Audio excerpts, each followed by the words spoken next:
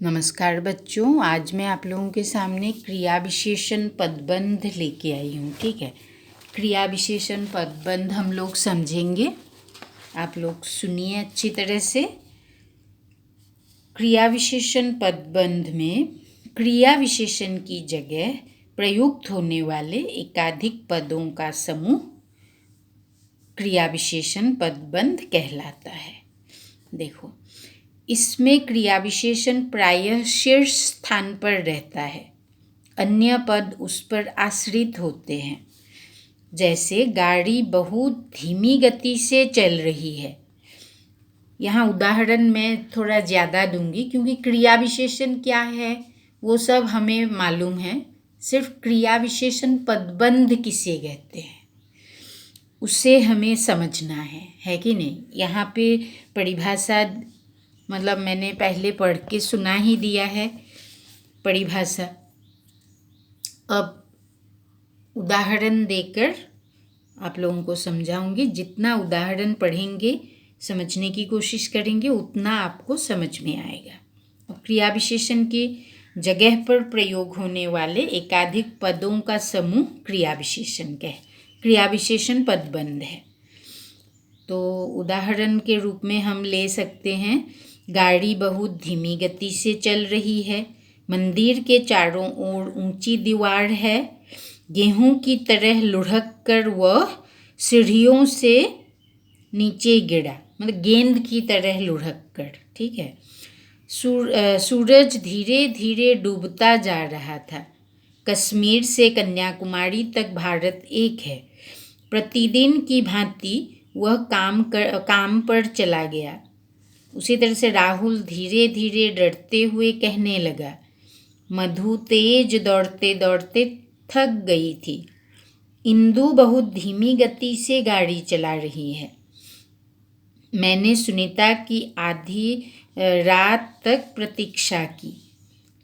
यहाँ जो पहला वाक्य है, गाड़ी बहुत धीमी गति से चल रही है, यहाँ धीमी गति, बहुत धीमी गति, ये क्रिया विशेषण पदबंध है। फिर मंदिर के चारों ओर ऊंची दीवार है, यहाँ चारों ओर, गेंद की तरह लुढ़क कर वह सीढ़ियों से नीचे गिरा, यहाँ गेंद की तरह लुढ़क कर क्रिया विशेषण पदबंध है।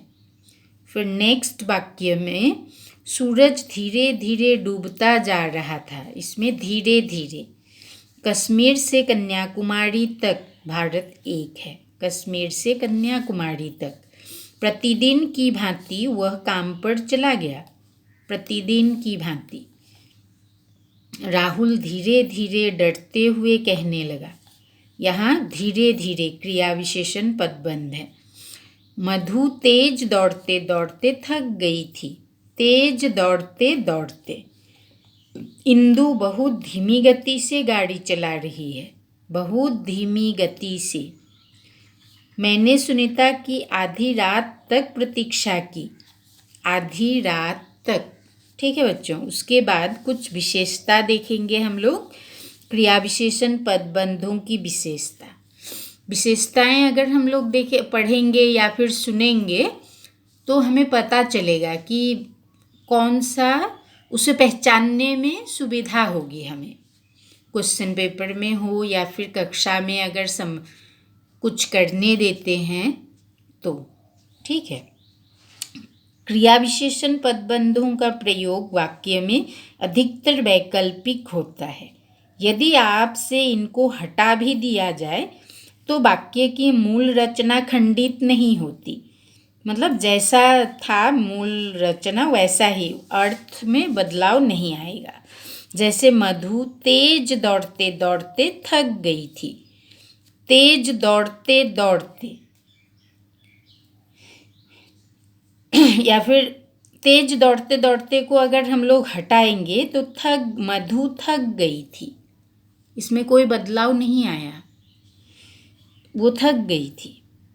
क्रिया विशेषण पदबंधों की रचना प्रायः संज्ञा तथा परसर्ग अव्यय के संयोग से होती है।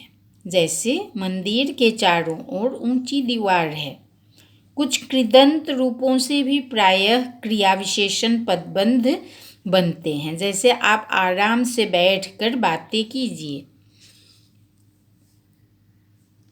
तो ये था क्रिया विशेषण पदबंधों के बारे में हम लोगों ने मतलब पढ़ा इस चैप्टर में। ठीक है, आप लोग वीडियो को सुनिए, बार बार समझने की कोशिश कीजिए। व्याकरण है, जैसा है वैसा ही लिखना है, उसमें खुद अपनी तरफ से हम कुछ नहीं लिख सकते हैं, तो पढ़ना ज़रूरी है।